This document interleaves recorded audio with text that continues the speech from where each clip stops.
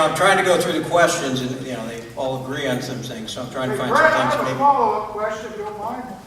I do mind. It better be awfully good. Go right ahead. Yes, gentlemen, what would you recommend we do with Vladimir Putin to oppose Russia in their actions? There'll be a minute for that, starting with mine. I don't know if that goes back to the scandal or not. I think it's shameful what's going on in Ukraine and the lack of respect around the world for this president.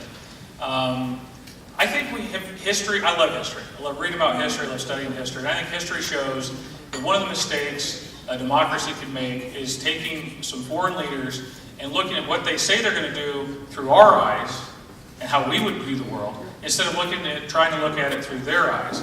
And we often they're not going to do anything like that. I don't think there's a shock that Vladimir Putin, basically he's got third world country that's got oil and nuclear weapons, so that makes him kind of unique. But the only way for them to be relevant is to stick it to us and poke it to us and do things like that. So we should have seen this coming.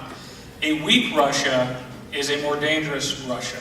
And that's what we have to have a foreign policy to deal with. And so I think we just have to stand up. I think this is also an opportunity, though, for the United States to go to our friends in Europe and say, hey, you're doing pretty good. We've kind of been carrying the ball here and paying the bill for your defense for, I don't know, several decades. And maybe it's time for you to step up, put a little bit more skin in the game at NATO, and start dealing with this, because this is your back door.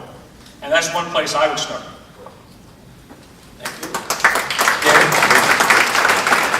What should we do with Putin?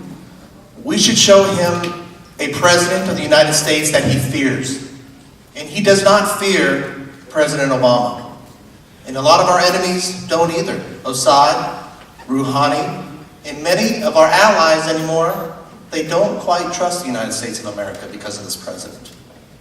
I didn't say it. The Washington Post did about 3 months ago. They wrote an op-ed piece, and they said that this president, his foreign policy, is fantasy.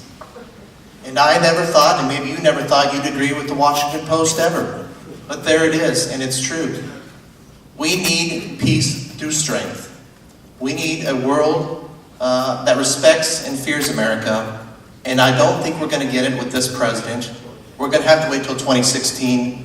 So let's make sure that we have a president that the rest of the world respects, yet fears.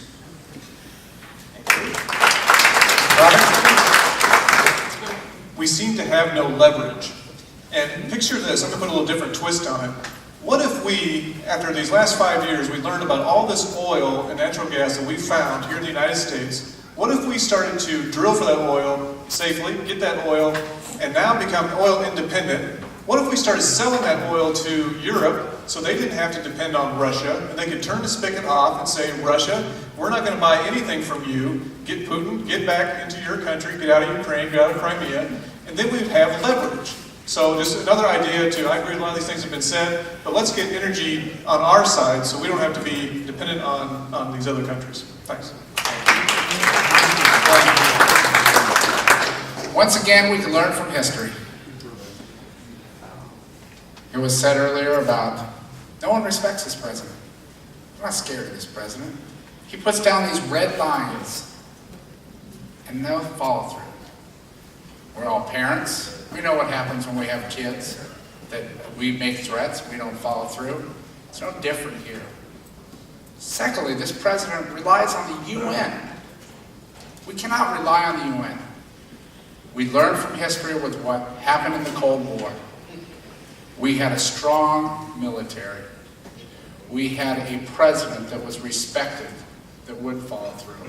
I certainly think that we need to have sanctions with Russia. What's going on? We're the laughing stock of the world when it comes to this. Thank you. Thank you. Why was our armed services cut? Pre-World War II days. This is 2014. Sequestration. Why was it even put on the table?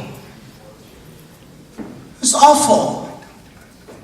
We are the United States of America, the greatest country in the world. We cut a budget down to nothing. What's wrong with protecting the world? Right now we have about 28,500 soldiers protecting South Korea. So North Korea doesn't go and take that country and all the different islands, the Philippines and the Japanese. What's wrong with being a strong military nation?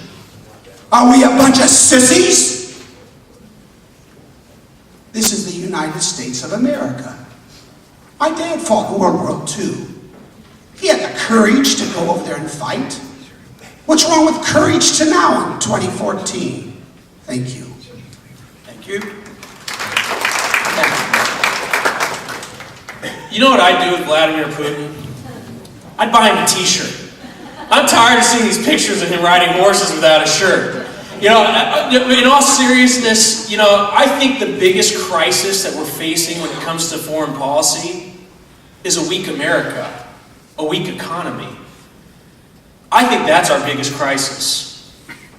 If we don't get our spending under control, and if we don't fix these problems of our debt, how can we project power? How can we be strong? It is a travesty that this president wants to spend on everything but the military. Cutting our military to pre-World War II levels is dangerous. It's also dangerous to continue to spend and spend and spend. We need to strengthen America here at home.